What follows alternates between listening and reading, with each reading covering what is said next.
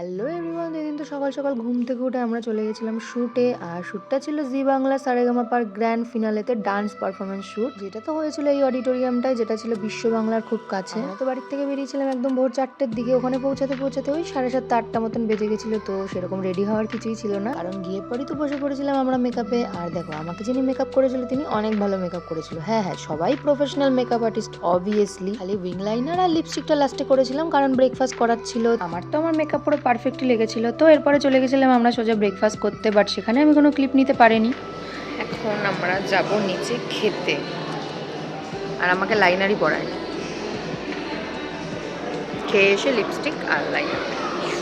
আর দেখো, অলরেডি আমার পিছনে একজন দাঁড়িয়ে আছে মেকআপ করবে বলে। আমি তো ফ্রি দেখে সেই ফাঁকে আইলাইনারটা পরে নিয়েছিলাম, আর তারপরে এখানে বসে গেছিলাম আলতা পড়তে। ক্লাসিক্যাল ডান্স বলে কথা, আলতা ইজ ম্যান্ডেটরি। বাকিটা কিন্তু পরের ব্লগেই আসছে। Stay tune for that. By.